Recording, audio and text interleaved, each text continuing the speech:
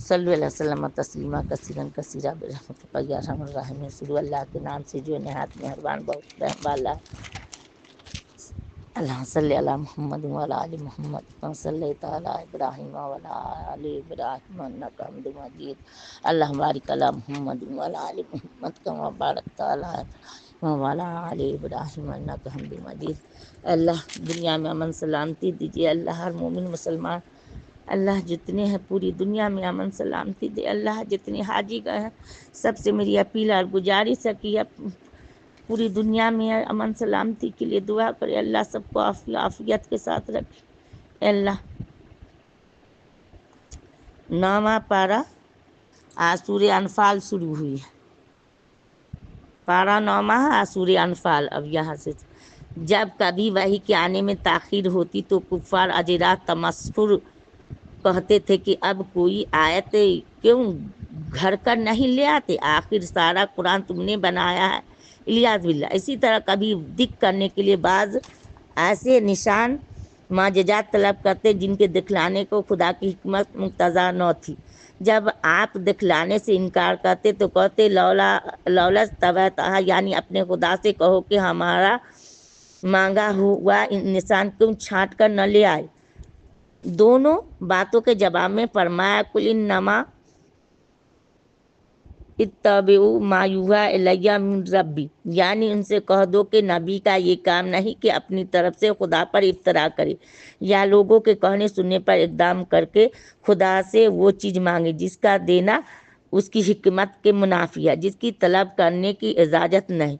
اس کا وظیفہ صرف یہ ہے کہ جو کچھ خدا وحی بھیجے قبول کرے، اس پر عمل پیرا ہوا دوسروں کو عمل پیرا ہونے کی دعوت دی۔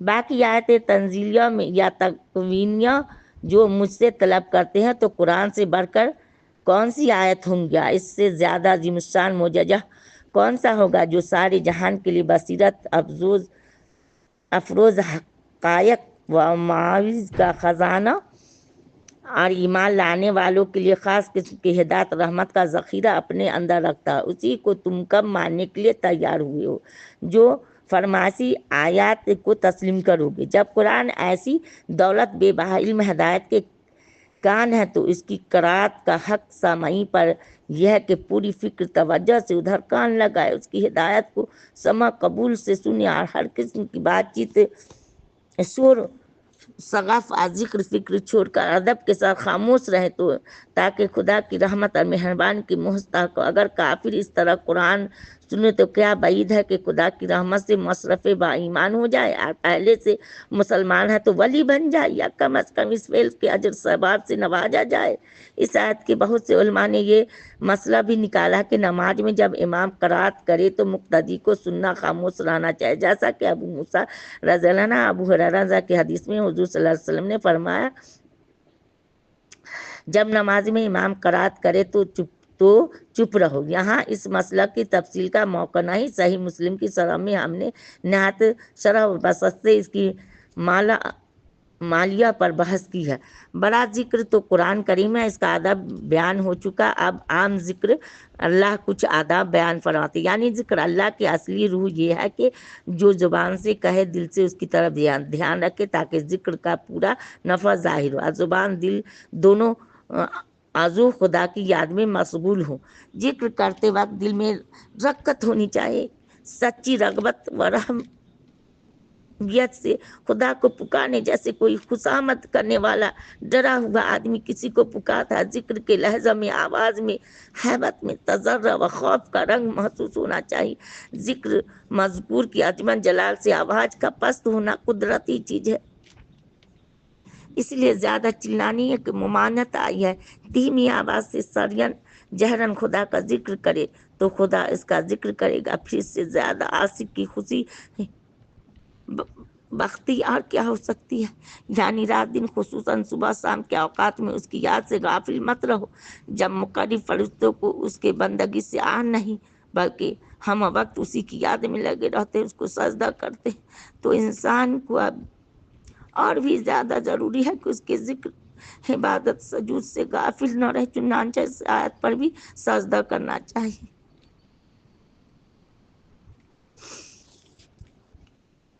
یہ سورہ مدنی ہے، جنگ بدر کے بعد نازل ہوئی۔ مکہ کے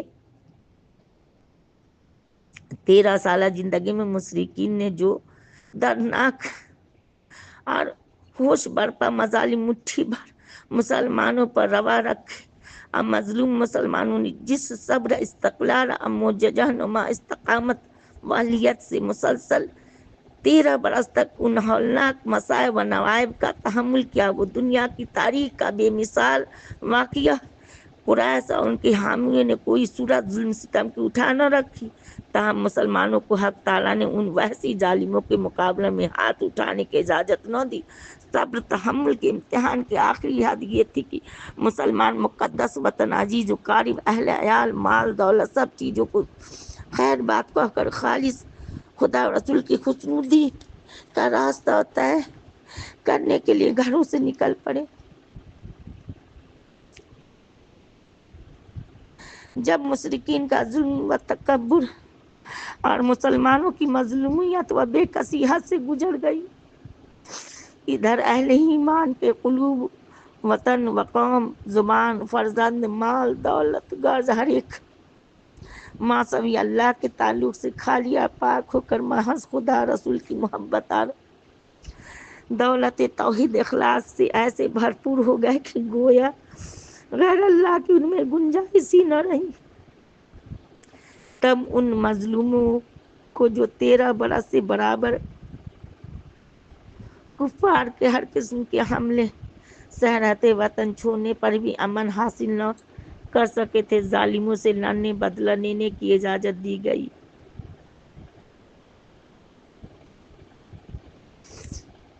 مکہ کا ادب مانا تھا کہ مسلمان ابتدا وہاں چڑھ کر جائے، اس لیے ہجرت کے بعد تقریباً 1.5 سال تک لاحل عمل یہ رہا کہ مشرکین مکہ کے تجارتی سلسلوں کو جو شام، یمن وغیرہ سے قائم تھے، شکست دے کر ظالموں کی اقتصادی حالت کو کمزور اور مسلمانوں کی مالی پوزیشن مضبوط کی جائے۔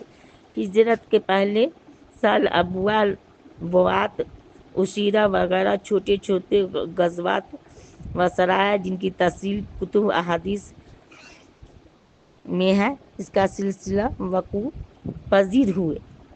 6 ہجری میں آپ کو معلوم ہے کہ ایک بھاری تجارتی مہم ابو سفیان کی سرکردگی میں شام کو روانہ ہوئی ہے۔ ابو سفیان کا یہ تجارتی قافلہ، جس کے ساتھ تقریباً 60 قریشی، 1000 اونٹ اور 50,000 دینار کا مال تھا، جب شام سے مکہ کو واپس ہوا تو نبی کریم صلی اللہ علیہ وسلم کو خبر پہنچی کہ صحیح مسلم کی ایک روایت کے موافق آپ صلی اللہ علیہ وسلم نے صحابہ رضی اللہ سے مشورہ لیا کہ آیا اس جماعت سے تعارف کیا جائے۔ طبری کے بیان کے موافق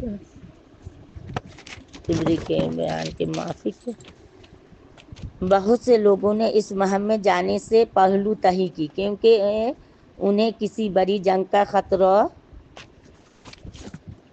نہ تھا جس کے لیے بڑا اجتماع اہتمام کیا جائے۔ دوسرے انصار کی نسبت عموماً یہ بھی خیال کیا جاتا تھا کہ انہوں نے رسول صلی اللہ علیہ وسلم سے نصرت و حمایت کا معاہدہ صرف اس صورت میں کیا ہے کہ کوئی قوم مدینہ پر چڑھائی کرے یا آپ پر حملہ آور ہو، ابتدا اقدام کر کے جانا خواہ کسی صورت میں ہو، ان کے معاہدہ میں شامل نہ تھا۔ مجمع کا یہ رنگ دیکھ کر ابو بکر، عمر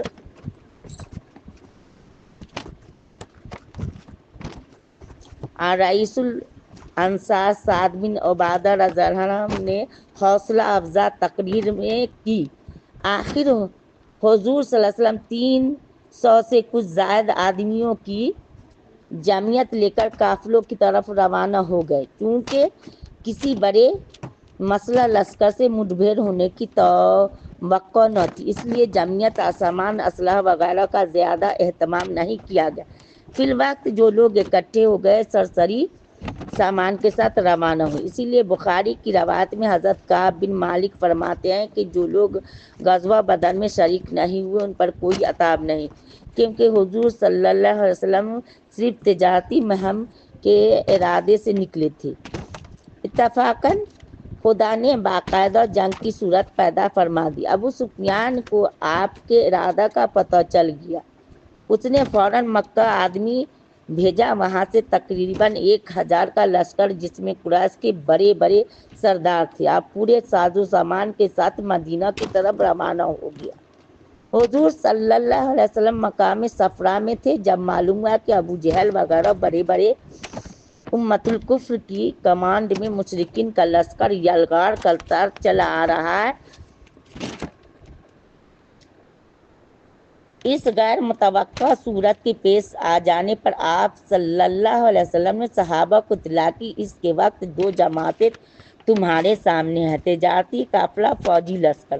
خدا کا وعدہ ہے کہ دونوں میں سے کسی ایک پر تم کو تسلط کرے گا، تم بتلاؤ کہ کس جماعت کی طرف بڑھنا چاہتے ہو۔ چونکہ اس کی لشکر کے مقابلہ میں تیاری کر کے نہ آئے تھے، اس لیے اپنی تعداد، سامان وغیرہ کی قلت کو دیکھتے ہوئے بعض لوگوں کی رائے یہ ہوئی کہ تجارتی قافلہ پر حملہ کرنا زیادہ مفید اور آسان ہے، مگر وہ حضور صلی اللہ علیہ وسلم اس رائے سے خوش نہ تھے۔ حضرت ابو بکر، عمر اور مقداد بن اسود نے ولولہ انگیز جوابات دے کے آخر میں حضرت سعد بن معاذ کی تقریر کے بعد یہی فیصلہ ہوا کہ فوجی مہم کے مقابلہ پر جوہر شجاعت دکھلائے جائے۔ چنانچہ مقام بدر میں دونوں فوجیں بھڑ گئی۔ حق تعالیٰ نے مسلمانوں کو فتح عظیم عنایت فرمائی۔ کافروں کے 70 بڑے بڑے سردار مارے گئے اور 70 قید ہوئے۔ اسی طرح کفر کا زور ٹوٹا۔ اس صورت میں عموماً اس واقعہ کے اجزا متعلقات کا بیان ہوا ہے۔ جن لوگوں کا یہ خیال کہ اس سفر میں حضور صلی اللہ علیہ وسلم شروع سے فوجی لشکر کے مقابلہ میں نکلے تھے جو مدینہ پر از خود اقدام کرتا ہوا چلا آتا ہے۔ تجارتی قافلہ پر حملہ کرنے کی نیت آپ نے اول سے آخر تک کسی وقت نہیں کی۔ فی الحقیقت اپنے ایک خود ساختہ اصول پر تمام ذخیرہ حدیث وسیر اشارات قرآنیہ کو قربان کرنا چاہتے ہیں۔ یہ منطق ہماری سمجھ میں نہیں آتی۔ کفار محاربین جن کی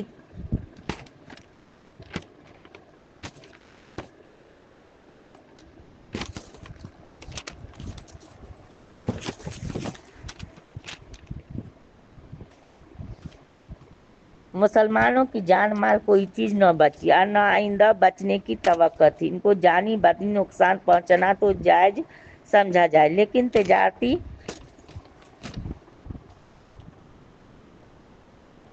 تجارتی اور مالی نقصان ان پہنچانا خلاف تہذیب و انسانیت ہو، یعنی ان کی جانیں تو ظلم و شرارت اور کفر و طغیان کی دولت محفوظ نہیں رہی، مگر اموال بستور محفوظ ہے۔ سبحان ربک رب العزت عما یصفون۔ آگے اور پڑھیں گے، اللہ قبول فرمائے۔ جو غلطی سلطی معاف میں جنگ بدر، جنگ احد سب آئے گا۔